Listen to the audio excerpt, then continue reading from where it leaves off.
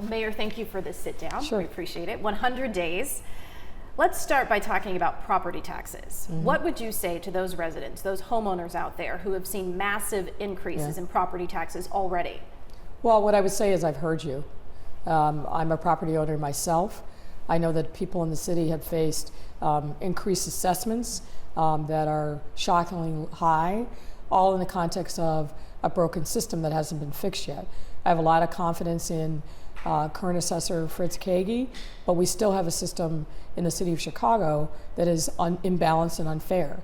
So I can't take anything off the table at this point, but I've heard people loud and clear that they do not want a property tax increase. So when you say you can't take anything off the table, that means there could be more hikes, especially considering the massive budget deficit that we have. Are you saying it's a possibility that there could be a hike in property taxes? Look, what I'm saying is that I've heard people loud and clear that we're operating in a system where we just came off of a historically large property tax increase. People are still feeling the effects of that, and we're still suffering under a property tax assessment system that is broken and unfair. So going to property taxes is something that I want to try to avoid, but I can't in good conscience at this point take that off the table. Okay, so. Oh, that's a mole, I'm sorry. Sorry. All right. So I was mentioning the budget deficit, Yeah. and I know you're also negotiating with teachers, the CTU, 16% increase over 5 years. How are you going to pay for that? Well, we have the resources because of the rejiggering of the funding formula that happened a couple years ago. In addition, the City of Chicago will be providing additional TIF resources to the district, so we feel very comfortable with agreeing to the 16% increase over 5 years that the independent fact finder has recommended. So for you, crime, the problem of crime in Chicago has been a top priority, but just recently there has been a hiring freeze placed that includes Chicago police, and you're holding back the September class. So how are you going to ensure that patrols, crime-solving personnel are not negatively impacted? Where will that freeze impact Chicago police? Well, we're at about 13,000 sworn members, which is the highest head count that we've had in probably 10 or 15 years. So I think we are good with the number that we have, but obviously I'm never going to do anything that endangers the public safety of residents. What we're pushing the police department to do is look at that 13,000 and look at where those officers are assigned and making sure that we've got the right resources at the neighborhood level so district commanders have the resources they need to be successful in fighting crime and responding to the needs of residents. But I feel very comfortable with where we are. If we need to make adjustments, we absolutely will. But right now we're saying to the police department, tell us how you're going to deploy those 13,000 sworn members and do it in a way that continues the progress that we've been making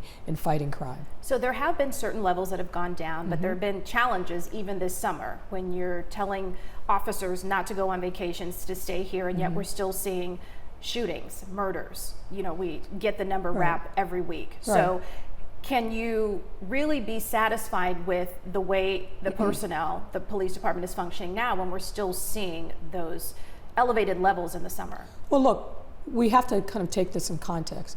If you look not just year over year, but like where we were in 2014 to where we are now, we are absolutely trending in the right direction. Now, I hesitate to even say that because, of course, I can't be satisfied when we still have shootings, when we still have homicides. But we are, I think, on a path that is heading in the right direction. But we can't be satisfied. We've got to keep our foot on the gas and make sure that we are looking at the data, responding proactively to what we're seeing at the conditions on the ground. We still have challenges in the 11th district on the west side in the Austin neighborhood. We still have challenges on the south side in the 6th and the 7th districts and elsewhere. So we've got to keep focus, look at what the data tells us, and then adjust our strategy to make sure that we are putting resources in those areas where we see crime trending. So Mayor, back on June 19th, you said publicly that you'd spoken directly to the superintendent of police about police officers raiding the wrong homes and pointing guns at children. But we've gotten even more calls from victims since then. In detail, what are you specifically going to do, put in place right now to stop this from happening? Well, look, I think there's got to be a measure of accountability.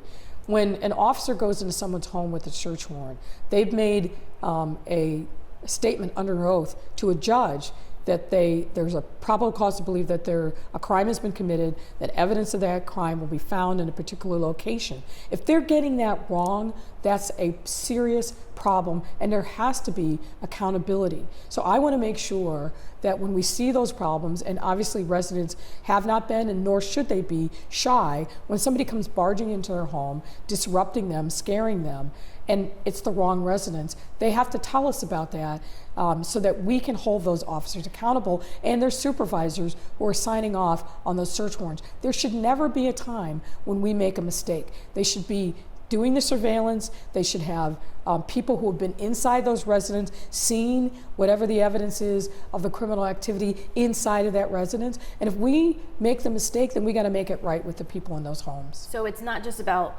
the community telling you specifically there needs to be something done differently within the police department. Absolutely. Those kinds of mistakes shouldn't happen.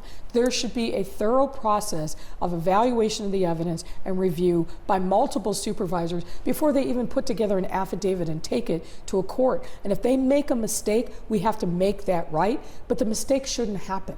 So when can we see that change happen? Well, it should be happening now, and I will continue to press the superintendent and the deputy chiefs that are responsible for those particular areas in units to make sure that we're getting it right. We shouldn't be making mistakes at a high level about the location for drugs or other evidence of criminal activity. So 100 days, you're new to politics. What have you learned in the time that you've been in office as a politician? As a politician, well, I don't think of myself as a politician. I think of myself as a public servant. And I've learned a tremendous amount. I mean, it's been invaluable to me to be in neighborhoods and talking to residents all over the city. It's been invaluable to me to be with young police officers out in districts, going into the districts themselves, looking at what the technology resources that are available. So my learning has been increased exponentially by the travels and the conversations that I've had and that I will continue to have over my entire tenure as mayor. What keeps you up at night?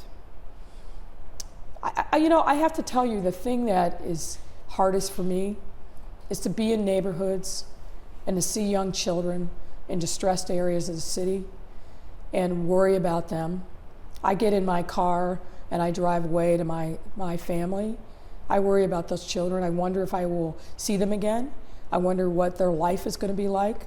But that worry also is a challenge and an opportunity for me to really stay focused on making sure we're doing everything that we can to really support those children in those neighborhoods. That is the thing that I take with me.